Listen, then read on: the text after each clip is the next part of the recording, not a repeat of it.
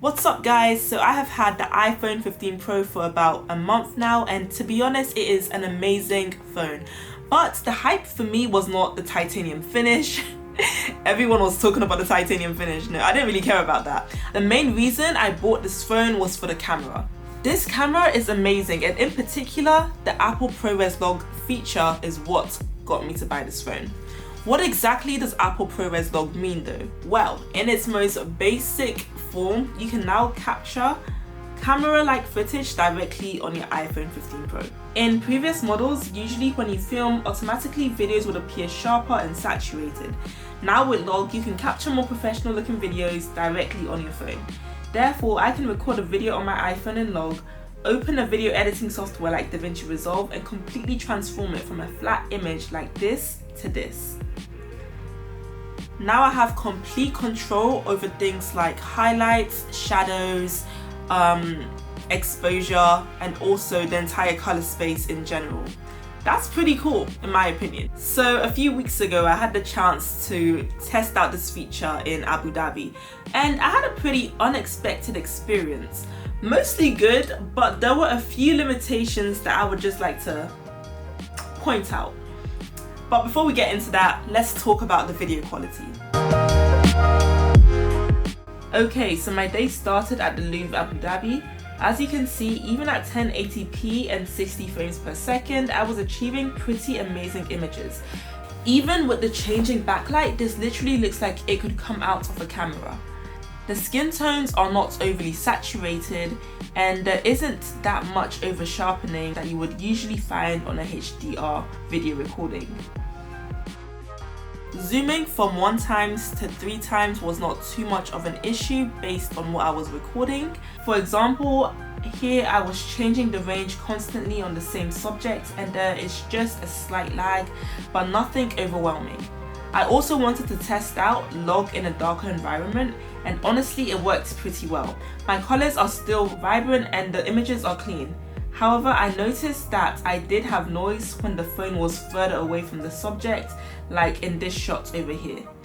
But potentially this could be fixed by adjusting the settings or potentially adjusting the focus on the subject. I would have to test this out in the future to see if I could actually fix that noise. Okay, then I had the chance to visit Abu Dhabi's Grand Mosque, and I was blown away by how amazing these videos came out even at 1080p. I would just let the sequence speak for itself.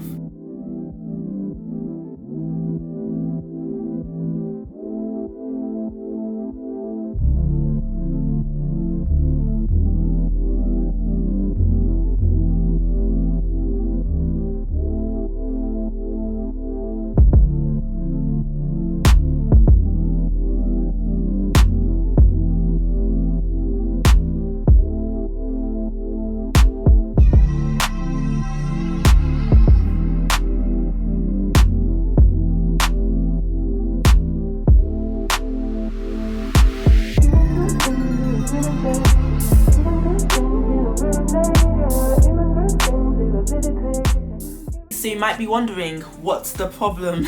Well, now with the USB-C feature, you can record footage directly to an external hard drive or a card reader. This was my setup over here. I had my external hard drive connected to my iPhone 15, and this is just how I was holding my phone throughout the day, and I had my card inserted within the card reader.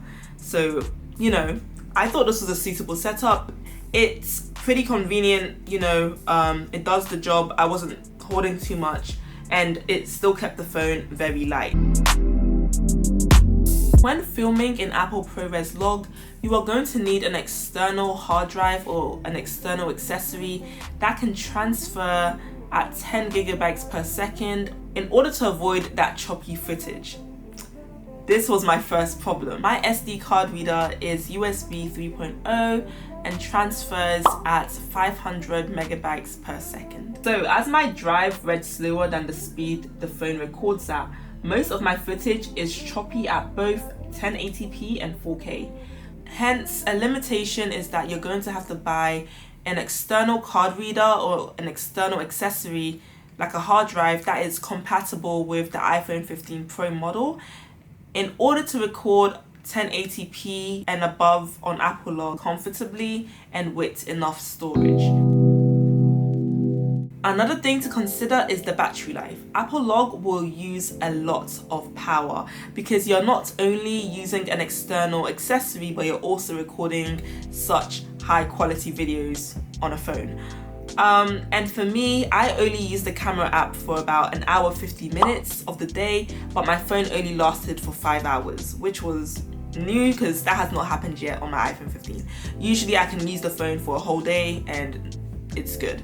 Therefore, you also want to keep in mind how much power is being drawn by your external device, which might mean having to invest in a portable charger or a MagSafe charger to charge your phone as you use the external device. Okay, the final limitation I want to talk about is the storage. Usually when I record log 4K at 60 frames per second, I get about 1 hour 50 minutes of recording time on my 128 SD card, but with the same settings on the iPhone 15 Pro, I only got about 15 minutes recording time, if that. So that was a bummer. And that might be because the card reader is not compatible, but I'm not entirely sure. I'm going to look into getting a more compatible external hard drive, for example the Samsung T7, but until then, this setup is not going to work.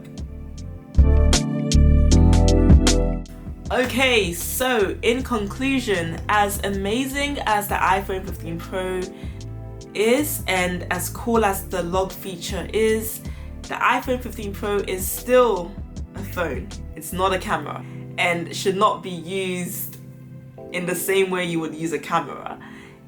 I feel like the iPhone 15 Pro is more of an assistant to your camera, so if you can't get certain videos based on your surroundings, this is a great way to record high quality videos that you can later use with your camera footage.